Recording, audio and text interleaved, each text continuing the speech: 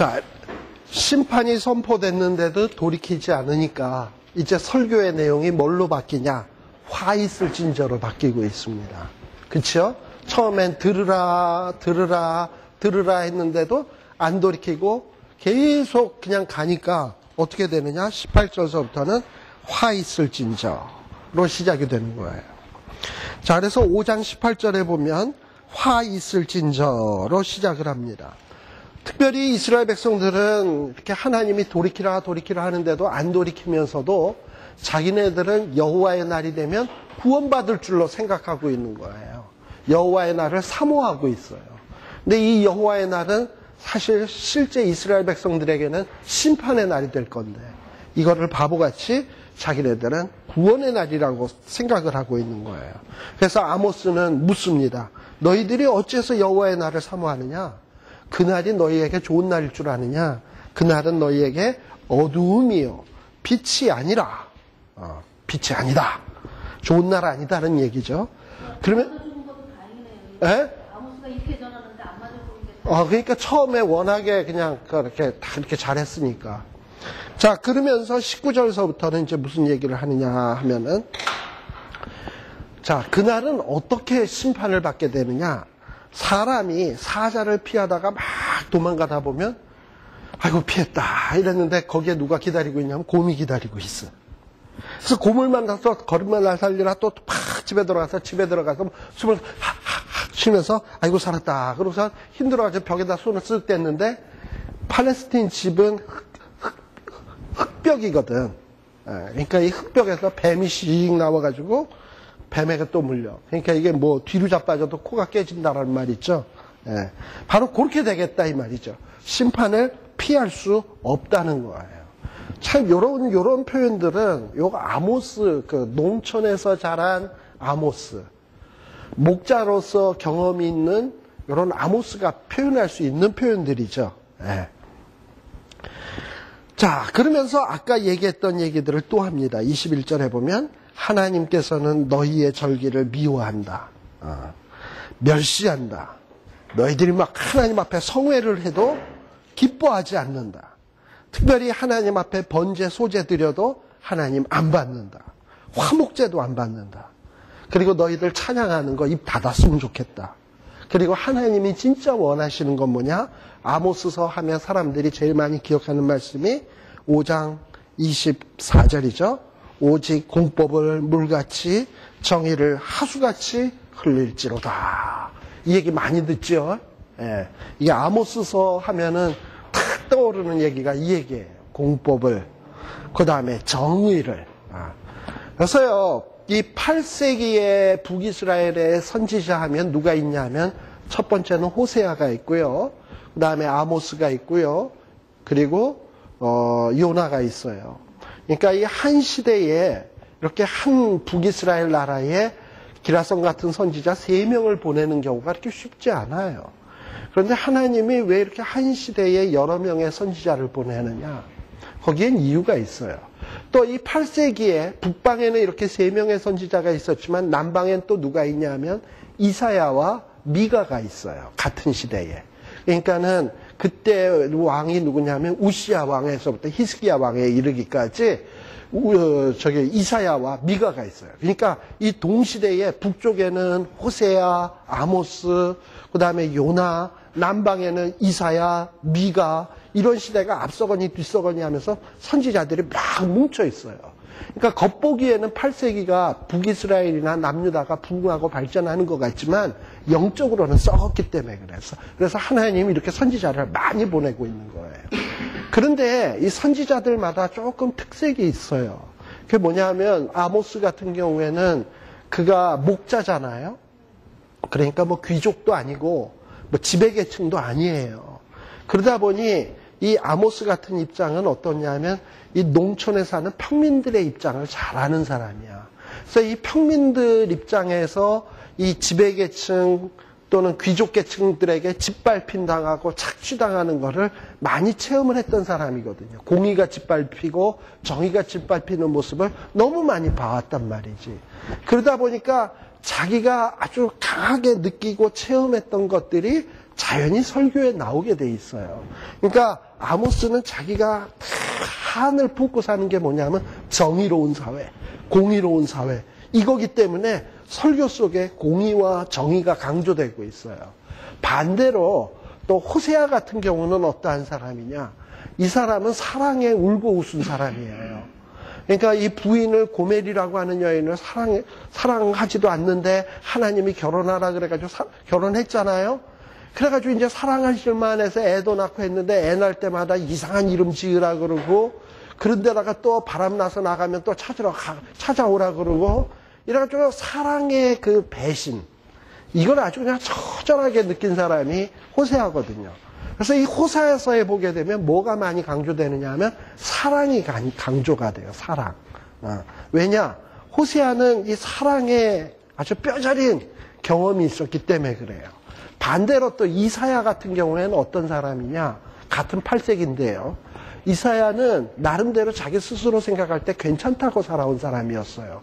그러던 어느 날 우시아가 죽던 해에 성전에 들어갔었는데 거룩한 하나님을 만난 거예요.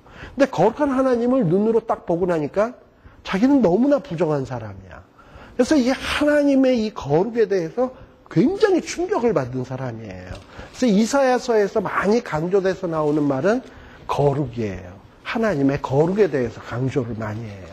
그러니까 이 얘기는 다 뭐냐 하면 자기가 특별히 그 경험했던 것, 아주 강하게 인상받았던 것을 가지고 그 사람의 그 관점이라 그러나 뭘 바라보는 관점이 형성되는 거야. 호세아는 하나님을 바라봐도 사랑의 관점에서 하나님을 바라보게. 그러니까 하나님과 이스라엘 백성의 관계를 마치 부부지간의 사랑의 관점으로서 하나님과 이스라엘 관계를 이렇게 보게 되고, 아모스 같은 경우에는 공의, 정의의 하나님 관점에서 이렇게 하나님을 보게 되고, 또 이사야 같은 경우엔 거룩의 관점에서 하나님을 보게 되는 거예요. 물론 어느 게 맞느냐 우리는 이렇게 얘기할 수 없어요. 어느 게 제일 맞느냐. 하나님은 거룩도 있고 공의도 있고 사랑도 있으신 하나님이니까. 근데 사람은 한계가 있기 때문에 결국은 자기의 요 관점 요만큼밖에 못 봐. 그러니까 하나님은 요걸로 설명되는 분이 아니기 때문에 하나님은 여러 선지자를 통해서 이런 관점으로도 보여지게 하시고 이런 관점으로도 보여지게 해서 하나님이 어느 한 관점으로 제한될 수 없는 분임을 이렇게 여러 선지자들을 통해서 보여주고 있는 거예요. 근데 특별히 아모스 같은 경우에는 지금 여기에 보면 공의를 24절에 보면 공법을 물같이 정의를 하수같이 흘릴지로다. 그러니까 어떻게 보면 제사보다도 더 중요하게 여기는 게 뭐냐? 하나님 앞에 어떤 그 의의를 행하는 것, 정의를 행하는 것. 특히 불우한 자, 가난한 이웃에게 정의를 행하고 공의를 행하는 것. 이거를 아모스는 굉장히 중요하게 생각한 거예요. 여러분들 우리 이미 공부했습니다만 레위기를 보시게 되면 레위기 전반부의 내용은 의식적인 예배에 대해서 이야기하고 있지만 레위기 18장에서부터 보면 뭔가 하나님의 그 드리는 예배가 굉장히 생활적인 것으로 바뀌어요. 고아나 과부를 돌아보고 부모에게 효도하고 그 다음에 이웃의 여러 가지 어려움들을 돌아보고 이런 모든 것들이 예배처럼 묘사되고 있는 것이 레위기 후반부예요. 바로 이스라엘 백성들은 이 레위기 전반부는 알았는지 모르지만 후반부에 대해서는 무시했던 것 같아요. 그러다 보니까 지금 아모스 같은 경우에 지금 이런 얘기를 하고 있는 겁니다. 이런 걸 이렇게 행하지 않을 때 결국 이스라엘 백성들은 어떻게 될 수밖에 없냐? 화 있을진저. 결국 화가 어떻게 이루어지냐? 27절에 보면 너희를 다메섹 밖으로 사로잡혀가게 하리라. 지난번에 지도 봤죠? 다메섹은 이스라엘의 북쪽에 있는 데잖아요. 그 밖으로 가니까 어디로 가는 겁니까? 아수르로 포로로 잡혀갈 것을 얘기하는 거예요. 그래서 이는 만군의 하나님이라 일컫는 여호와의 말씀이라. 특별히 여기 만군의 하나님이다라는 말이 영어 성경 같은 경우에 God Almighty로 되어 있어요. 그러니까 Almighty가 뭡니까? 모든 거 다 하실 수 있는 하나님. 그리고 만군의 하나님이라는 건 천군 천사를 동원해서라도 다 하실 수 있는 그런 하나님. 그러니까 하나님이 이렇게 약속한 것은 전능하신 하나니까 반드시 이루어질 수밖에 없어요. 천군 천사를 동원해서라도 이 일은 이루어질 수밖에 없어요. 그러니까 이스라엘 백성들이 화를 당하는 것은 반드시 이루어질 일입니다. 마지막 5번째 설교입니다. 아모스의 6장입니다. 또 역시 이렇게 돌이키지 않으니까 뭐 어떤 설교로 시작합니까? 화 있을진저. 자, 화 있을진저. 이런데 이 화 있을진저가 누구냐? 시온에서 안일한 자, 또 사마리아 산에서 마음이 든든한 자, 또 열국 중에서 아주 우승하고 뛰어나고 유명한 자, 이런 자들. 자, 이런 자들이 뭐냐 하면은 잘 먹고 잘 사는 자들이야, 쉽게 얘기하면. 지금 심판이 코앞에 닥쳤는데도 코앞에 닥친 줄 알지 못하고 잘 먹고 잘 사는 자들을 얘기하는 거예요. 자기네들은 계속 행복할 줄로 생각하는 자들. 마치 여러분들 다니엘서에 보게 되면 벨사살 왕 같은 경우에 큰 손이 쫙 나타나가지고 벽에다 메네메네 되게 우바르신하고 썼잖아요. 그런데도 불구하고 부어라 마셔라 그랬잖아요. 고날 죽었어요, 벨사살은. 예. 근데 고날 자기가 죽을 줄 알았겠냐고. 그러니까 많은 사람들이 자기는 계속 이런 생활이 지속될 줄 알아. 돌아와 이러는데도 아예 천천히 돌아가지 뭐. 천천히 돌아가지. 이러다 보면 하나님 더 이상 돌아와 얘기도 안 해요. 그 다음서부터 뭐라고 얘기하냐? 화 있을진저. 그러다가 이제 화 있을진저 했는데도 안 돌아오면 너 아직도 마음이 안일해? 마음이 든든해? 유명해? 맛 좀 봐라. 오늘이다. 이러고서는 콱 하고 오는 거예요. 자, 그래서 여기 보면 이 사람들은 어떤 마음을 갖고 있냐면 6장 3절에 보면 너희는 어쩌다? 흉한 날이 멀다 하여 강포한 자리로 가까워지게 하고. 무슨 심판의 날이 있어? 그런 일 없어. 그러면서 강포한 자리, 나쁜 짓 하는 데만 점점 가까워지는 거야. 그리고 4절에 보면 어디에 누워요? 상하상. 그러니까 코끼리 그 상하가 보석이나 마찬가지 아닙니까? 그걸로 만든 이 침상 같은 데 눕고 이러니 얼마나 지금 호의호식하는 거야. 근데 이 호의호식이 뭐냐면 약자들, 가난한 자들의 피와 땀이라. 거기에서 기지개 피며 또 양떼에서 어린 양과 우리에서 송아지를 취하여 먹고 이 고기도요. 늙은 송아지 이런 건 맛없어. 이런 건 맛없어. 뭐가 맛이냐? 어린 거. 또 우리에서도 소는 맛없고 뭐가 맛이냐? 송아지. 그러니까 좋은 거란 좋은 건 다 먹는 거야. 그리고 또 뭐 먹냐? 5절 6절. 비파에 맞추어서 헛된 놀이를 지절거리며. 지금 요즘식으로 얘기하면 가라오케, 노래방 뭐 이런 데 가서 맨날 노래 부르고. 그 다음에 6절에 보면 대접으로 포도주 마시고 귀한 기름을 몸에 바르면서 그냥 피부 가꾼다고 뭐 요즘은 뭐 여기에다가 요즘 성경이라면 무슨 뭐 레이저 치료, 실리콘 뭐 이런 얘기 다 나올 거야. 그러나 6절에 보면 뭐를 인하여서는 근심치 않는다? 요셉의 환난을 인하여 자기 백성이 당하는 어려움, 가난의 찌듦 이런 거에 대해서는 전혀 근심치 않는 자들. 지금 이 요셉이라고 하는 것은 뭐냐 하면 특별히 그 북이스라엘의 대표적인 지파 에브라임과 므낫세 지파를 얘기하는 거예요. 그러니까 이 북이스라엘의 지파의 환난, 그들이 당하는 어려움, 고통 이런 부분에 대해서는 신경을 안 쓰는 거예요. 그러니까 귀족들이나 방백들이나 왕들이나 이런 사람들이 자기의 쾌락은 즐길 줄 알았지 자기 백성들이 당하는 환난에 대해서는 눈을 감고 산다는 거예요. 이거에 대해서 지금 아모스가 분개하는 거예요. 따라서 이들은 어떻게 되느냐. 7절에 보면 사로잡혀가게 될 것이다. 사로잡혀가게 될 것이고 그리고 하나님이 그들의 그 영광을 싫어해서 그들의 궁궐들을 미워해서 그것을 대적에게 붙이겠다. 8절에 나오는 내용이죠. 네. 그래서 얼마나 이 심판이 처절하냐 하면은 뭐 나만 아는 자가 없지. 9절에 보면 한 집에 10사람이 남는다 하여도 다 죽을 거고 또 이 죽음이 다 몽땅, 그러니까 9절은 몽땅 죽는다는 얘기고 10절은 이런 죽음이 연이어 일어난다는 거야. 연이어. 다시 말하면 죽은 사람의 친척 곧 시체를 불사를 자가 그 뼈를 집 밖으로 가져갈 때에 그 집에 있는 자에게 묻기를 아직 너와 함께한 자가 있느냐 하여 대답하기를 아주 없다 하면 뭐 이러면서 계속 이 심판이 계속 임할 것을 이야기하고 있어요. 자, 그래서 이 11절 특별히 이스라엘의 집든 상하궁, 겨울궁, 여름궁 그리고 궁궐들 맨션이라고 되어 있거든요. 영어에는 큰 집들이 침을 받아 갈라지며 작은 집이 침을 받아 터지리라.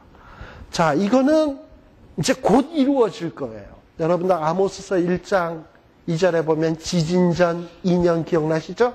예, 하나님이 벌써 그 사인을 벌써 주고 있었어요.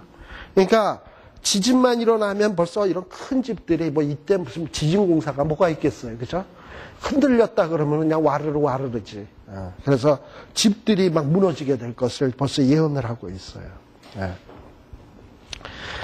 자, 그래서 하나님이 왜 이런 자들을 심판하시냐.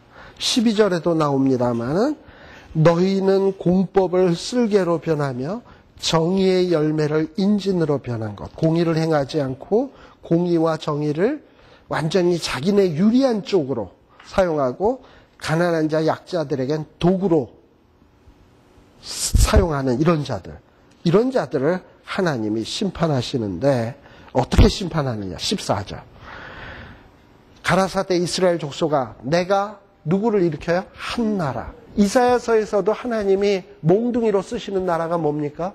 아수르잖아요. 같은 8세기라 그랬죠? 이사야서에서는 하나님이 막대기를 들어서 치실 거라 그랬는데 그 막대기가 뭐였냐면 아수르였어요. 그런데 지금 여기에서는 14절에 보면 한 나라, 이 한 나라가 누구냐면 바로 아수르를 일으켜가지고 너희를 치리니 저희가 어떻게 된다? 하맛 어귀에서부터 아라바 시내까지.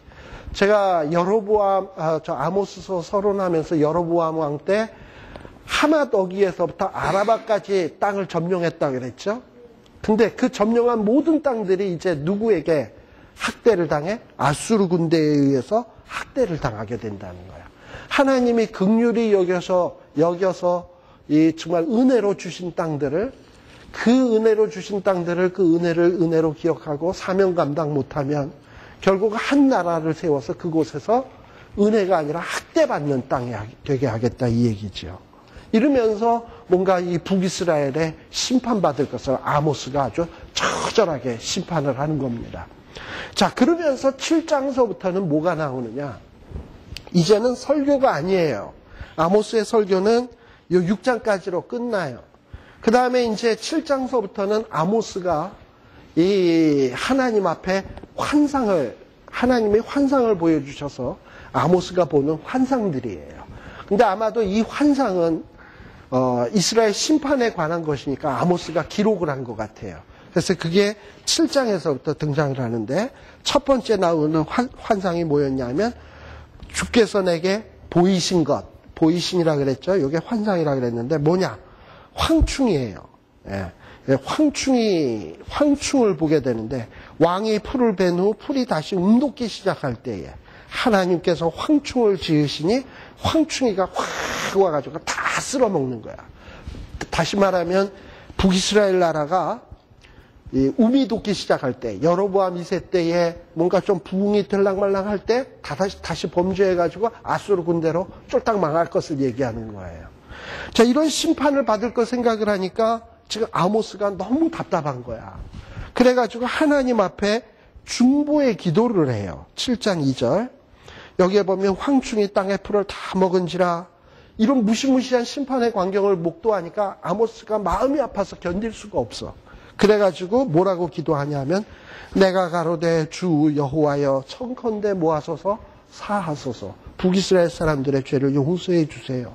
그러면서 뭐라고 기도하냐면 야곱이 미약하오니 어떻게 서리까.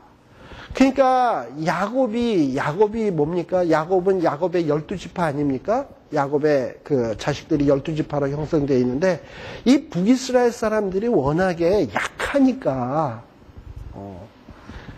마음은 원이로되 육신이 약하야. 해가지고 이 약하니까 뭐 하나님의 뜻을 행할 수 있겠습니까? 불쌍히 여겨주시옵소서라고 얘기를 하는 거예요. 어찌 보면 아모스가 이 말씀을 기억했는지도 모르겠어요. 민수기에 보게 되면 우리 전에 잠깐 한번 봅시다. 민수기 거기가 23장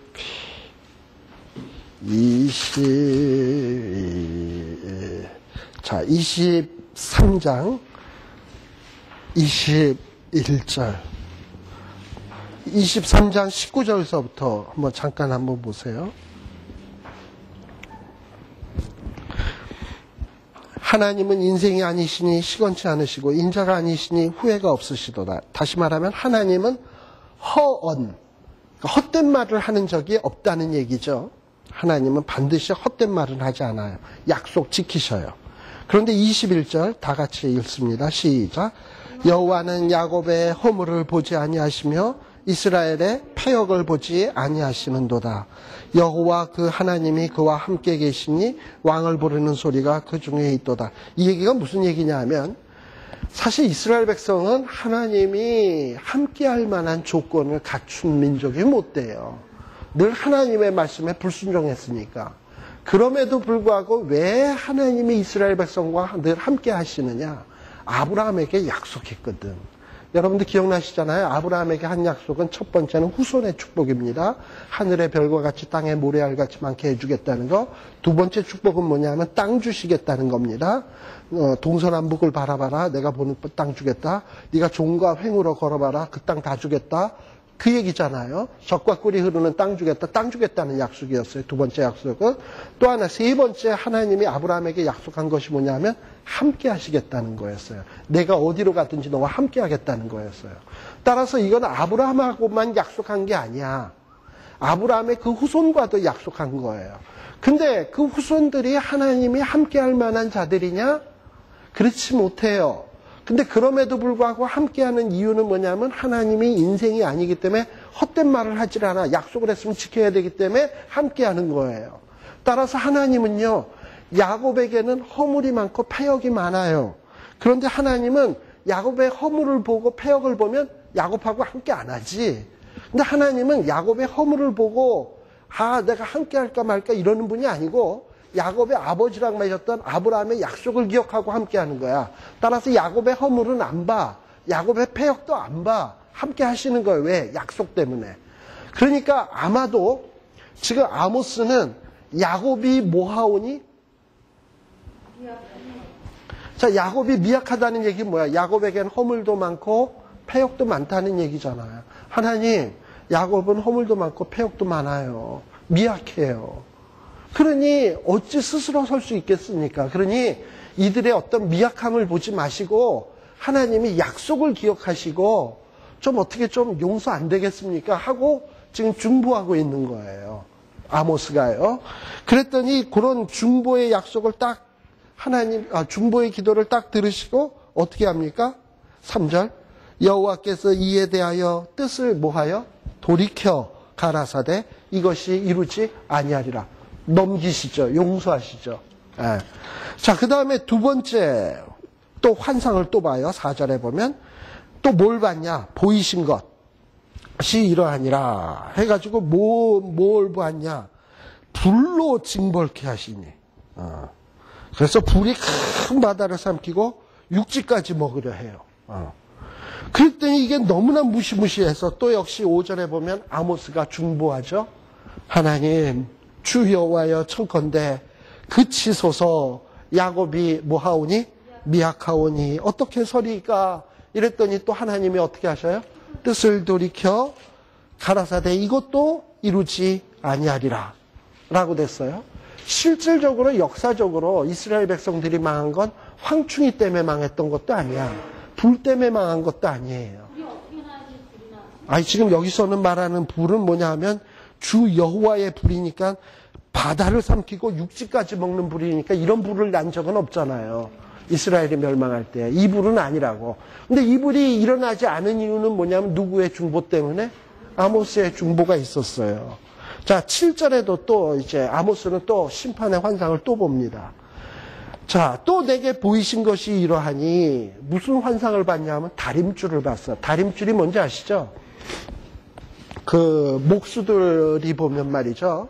이렇게 뭐 나무 같은 거, 가꾸목 같은 거, 긴 거 잴 때 쭈죽하고 줄구 같은 거 뽑잖아. 지금은 홈디포 같은 데 보면 이렇게 인치까지 다 있고 센티미터 쫙 있는 거 쫙 돼 있는 이런 거지만 옛날에는 줄이었다고. 줄을 딱 해서 표시 딱 하고 똑같은 거 하면 대고서 이렇게 톡톡톡톡 자르고 있잖아요. 그러니까 일종의 줄자라고 보시면 돼, 다림줄.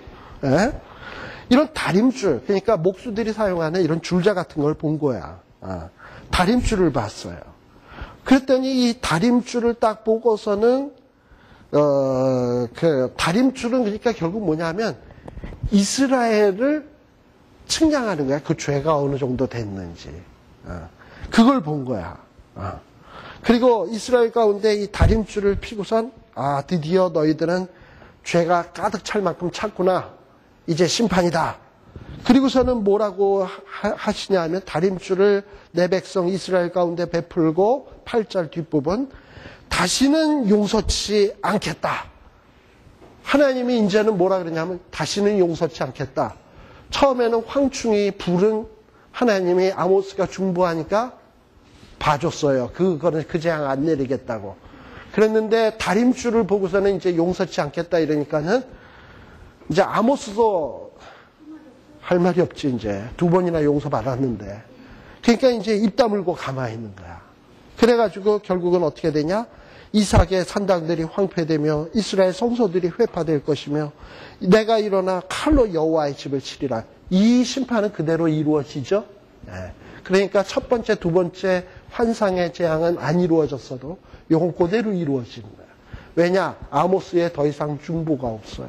왜냐하면 아모스도 하나님도 이렇게 다림줄이라는 걸로 이스라엘 백성들을 측량하시지만 아모스도 지가 봐도 이스라엘은 이거 망할 종자가 뻔한데 뭐 아모스는 이스라엘 백성들의 죄를 측량 안 해봤겠어요. 그러면서 요 세 번째 환상이 딱 끝나고 나면 무슨 얘기가 등장을 하냐면 계속 환상 얘기가 나와야 되는데 이상하게 중간에 10절 때에 하고서는 스토리 같은 이야기가 딱 나와. 그게 뭐냐 하면은 북이스라엘의 거짓 제사장 아마샤라고 하는 사람과 아모스 사이의 이 대결 관계의 이야기가 중간에 껴들어오는 겁니다. 자, 그래서요, 어떤 사람은, 어떤 성경학자는 이런 얘기하는 사람도 있어요.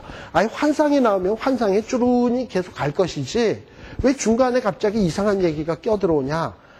이거는 아모스가 쓴 게 아니고 후대에 누군가가 이 아모스가 본 환상 사이에다 삽입시켜 놓은 거다. 후대에 삽입돼서 들어온 얘기다. 뭐 이렇게 얘기하는 사람이 있어요. 근데 그거는 잘못 생각하는 거고, 지금 요 10절에서부터 17절까지에 나오는 이 스토리의 내용이 요 환상 사이에서 기능하는 그 기능은 뭐냐 하면, 자, 보세요. 하나님이 심판하신다는 거, 황충이를 심판하겠다. 그 다음에 불로 심판하겠다. 그런데 아모스가 용서해달라 해서 용서해줬죠. 이제 다림줄로 하고 이제 심판하고 용서치 않겠다 그랬어요. 그리고선 스토리가 나오는데 이 스토리는 뭐냐면, 그럼 과연 정말 이스라엘이 용서받지 못할 그럴 종자인가 아닌가 하는 거를 샘플 이야기를 통해서 확증하는 거예요. 무슨 얘기인지 알겠죠? 그러니까 북이스라엘 사람들의 전반적인 상태를 북이스라엘 사람 모든 사람의 이야기로 다 할 수는 없잖아. 그러니까 북이스라엘의 가장 대표격이라고 할 수 있는 아마샤라고 하는 사람을 들어서, 그러니까 아마샤는 어떻게 보게 되면 북이스라엘 사람을 전체를 대표하는 사람이라고 보면 돼. 이렇게 아모스 선지자가 가서 외치는데도 불구하고 북이스라엘 사람들은 어떠했냐, 아모스에 대해서. 그거를 아마샤로 대표해서 등장하는 이야기가 10절에서부터 17절의 이야기라고요. 이해되십니까?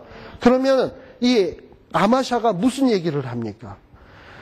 저기 보면 12절, 아마샤가 아모스에게 이르되, 선견자야, 너는 유다 땅으로 도망하여 가서 거기서나 떡이나 먹으며 거기서나 예언하지, 왜 남의 나우바리에 와가지고 베델에 와서 예언하고 이러느냐? 여기 우리 땅이다. 여긴 이 북이스라엘 왕이 있는 곳이다. 너 예언하지 마라. 그래서 더 이상 하지 마라. 이러고 책망하는 이야기예요. 그러니까 결국은 이 아마샤의 이야기는 누구의 얘기냐면 북이스라엘 사람들의 얘기인 거야. 그러니까 선지자가 가서 그렇게 회개를 촉구하고 환상 본 것을 얘기해줘도 돌이키지 않는 거야. 그리고 오히려 바른 말하는 선지자를 배척한다 이 말이에요. 결국 이런 자들은 심판받을 수밖에 없죠. 근데 보세요. 이런 아마샤의 배척에 대해서 아모스는 뭐라고 얘기하는가. 여기 보면 15절에 보면 양떼를 따를 때에 여호와께서 나를 데려다가 내게 이르시기를 가서 내 백성 이스라엘에게 예언하라 하셨나니 이제 너는 여호와의 말씀을 들을지니라. 내가 이르기를 이스라엘에 대하여 예언하지 말며 이삭의 집을 향하여 경계하지 말라 하므로 여호와께서 말씀하시기를 내 아는 성읍 중에서 창기가 될 것이요 내 자녀들은 칼에 엎드려지며 내 땅은 줄뛰어 나누어질 것이며 너는 더러운 땅에서 죽을 것이요 이스라엘은 정령 사로잡혀 그 본토에서 떠나리라 하셨느니라.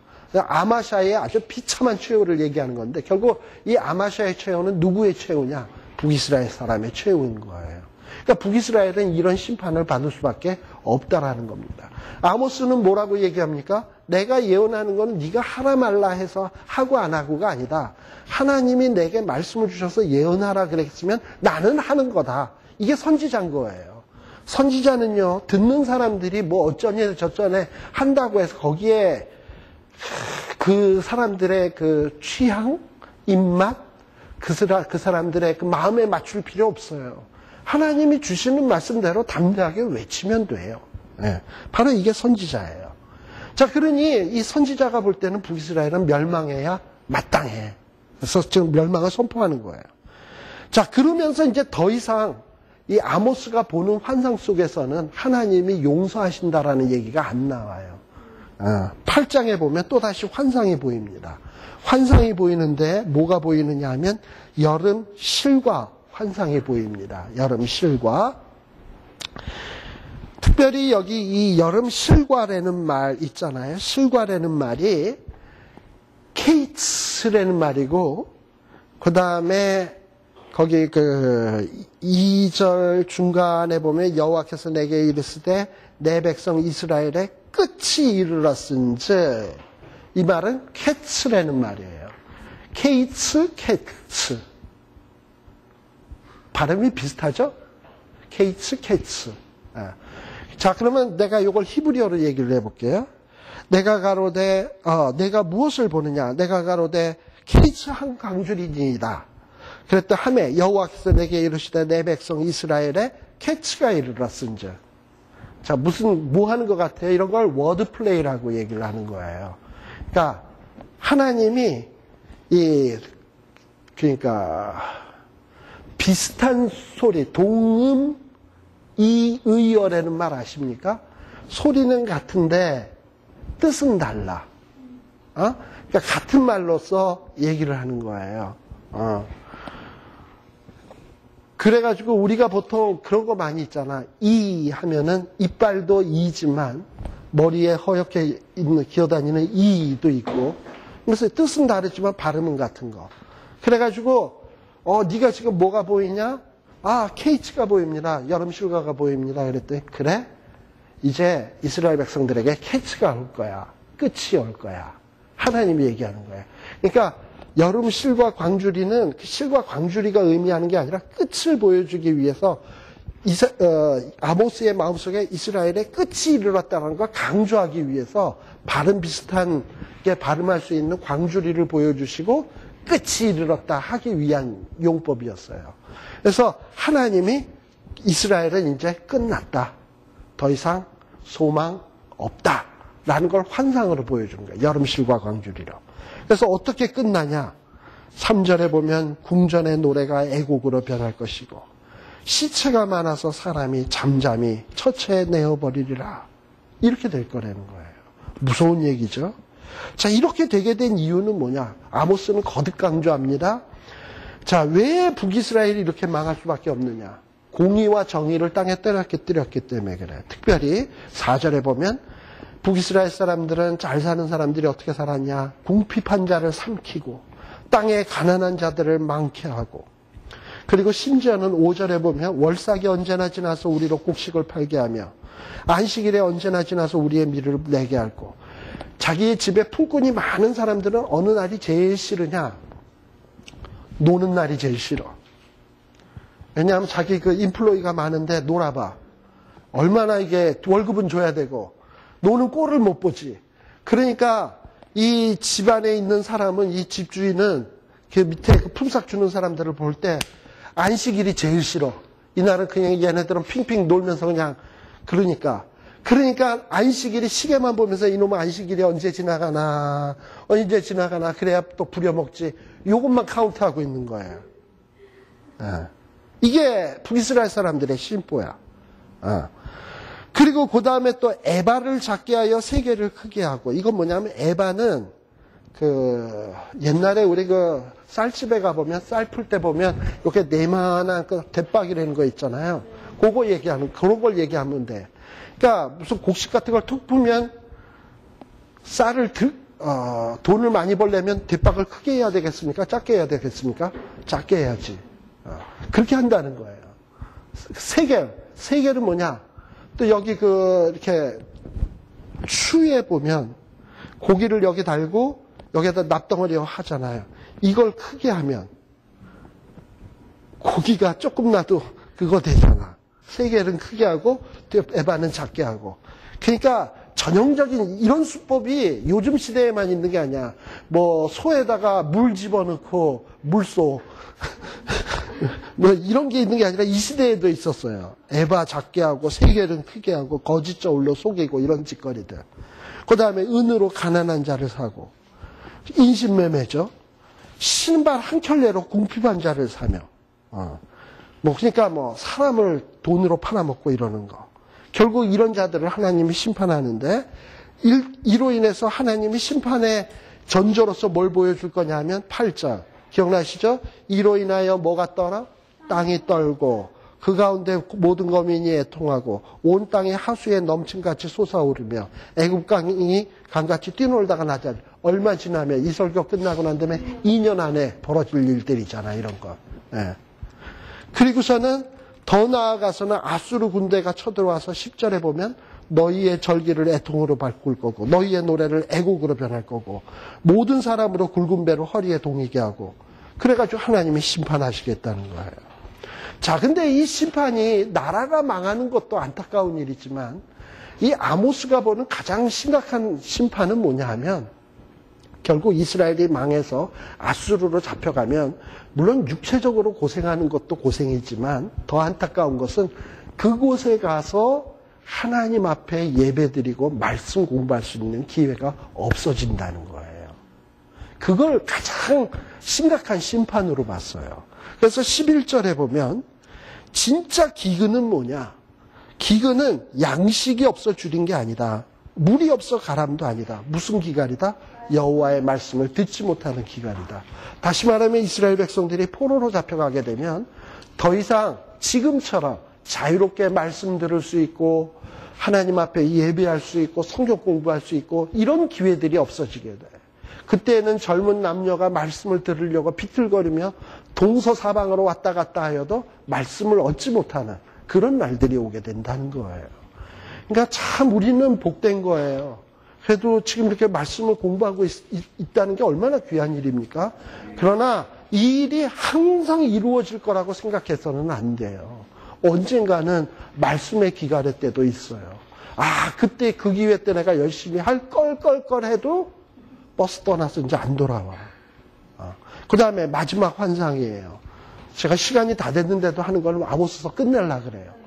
그렇게 갑시다. 방학이니까. 자, 9장에 보게 되면 결국 마지막에 이제 보는 환상. 내가 보니 나오죠? 보니 환상이에요. 자, 근데 그 본 환상이 딱 어떤 환상 같아? 지진 같죠? 막 기둥을 쳐서 문지방이 움직이고 막 그게 떨어져서 막 머리 위에 떨어지고 지진 났을 때 이런 일이 벌어지잖아.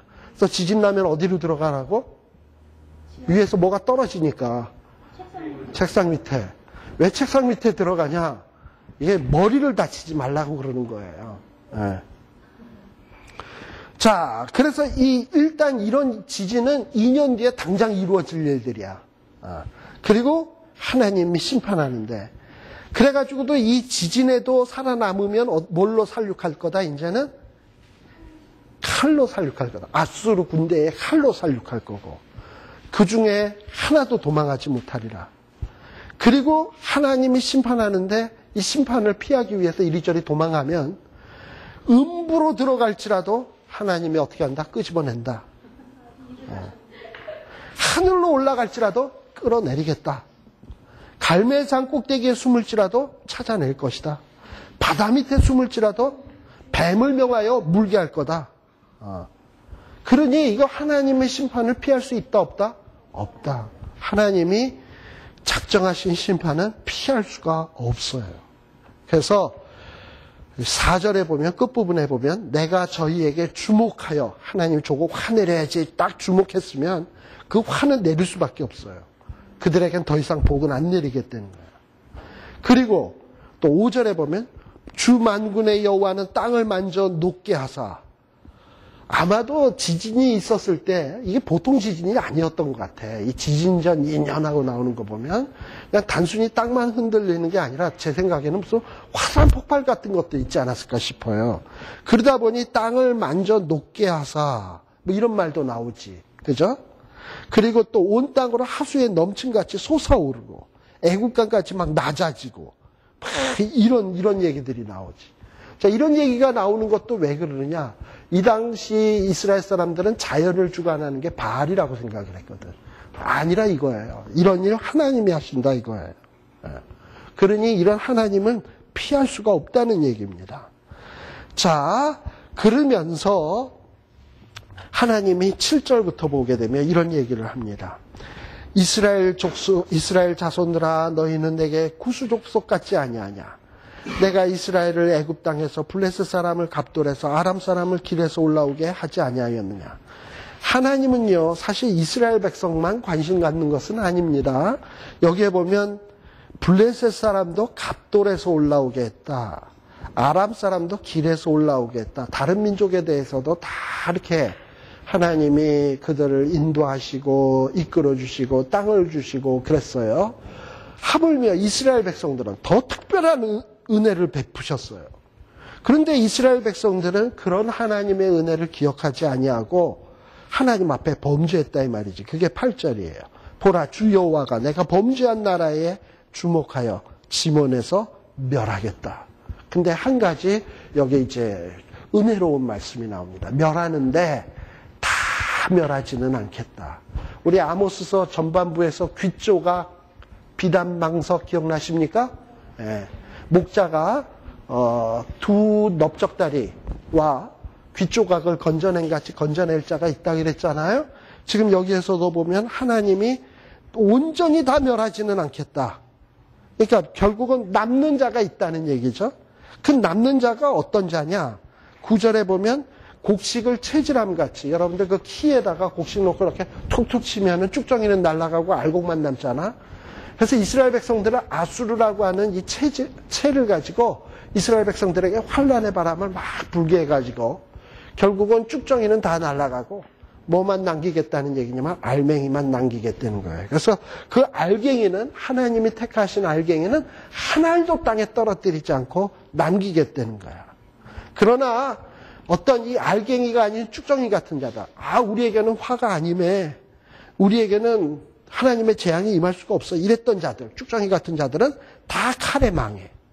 그럼 누가 살아남느냐? 회개하는 알갱이, 하나님의 택하신 알갱이들은 남아요. 근데 이게 어떻게 회복이 되느냐? 11절에 보면 이런 얘기가 나옵니다. 그날에, 하나님의 심판의 날에 하나님이 다윗의 무너진 천막을 일으키며, 자, 여기 보면 다윗의 무너진 천막이라고 되어 있습니다. 지금 아모스가 활동하던 시대는 다윗은 벌써 훨씬 이전 사람이야.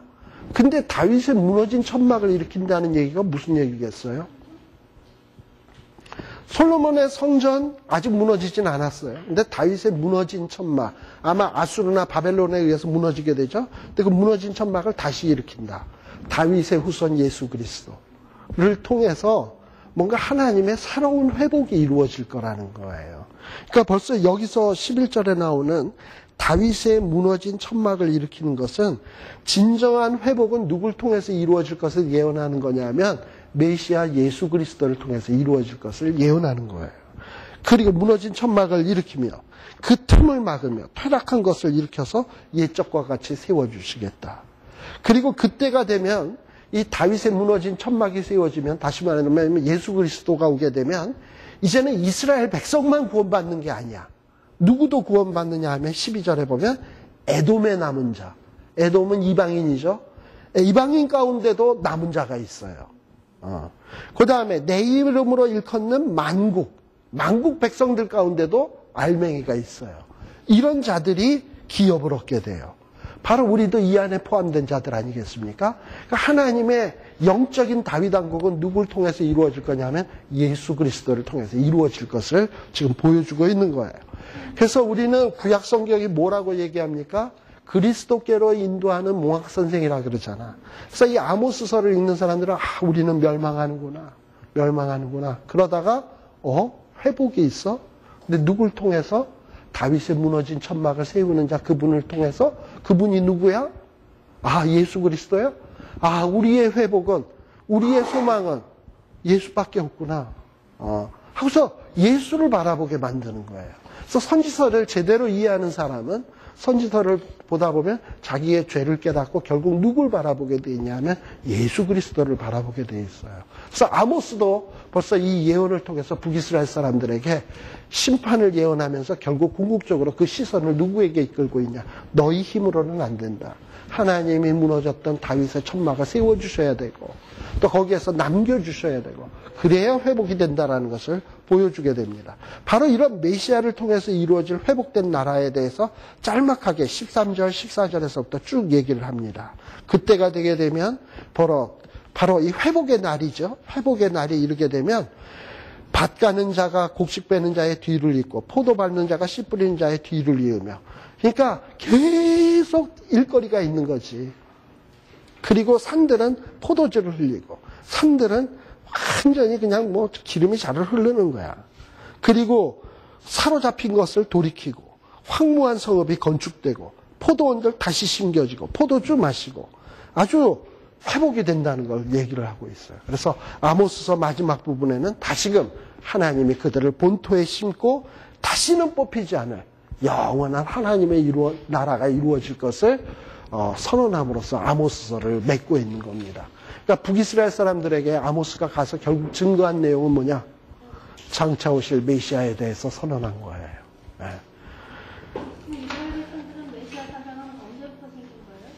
벌써 이 선지자 때부터 있는 거죠. 이미 귀로 듣고 이걸 깨달은 자들은 마음속으로 알맹이로 남게 돼 있는 거죠.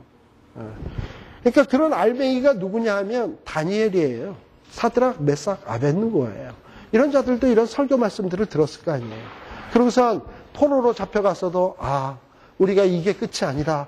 이 포로가 끝이 아니다. 우리에겐 회복이 있다. 그러니 내가 신앙생활 아무렇게나 해서는 안 된다. 하나님을 실망시켜서는 안 된다. 꿋꿋하게 살아가는 거죠. 그래서 바로 이 선지자들은 뭔가 심판의 메시지를 통해서 회개를 촉구하고 또 소망의 메시지를 통해서 메시아의 약속을 통해서 소망을 갖게 하는 이런 메시지가 선지자의 메시지입니다. 기도하겠습니다.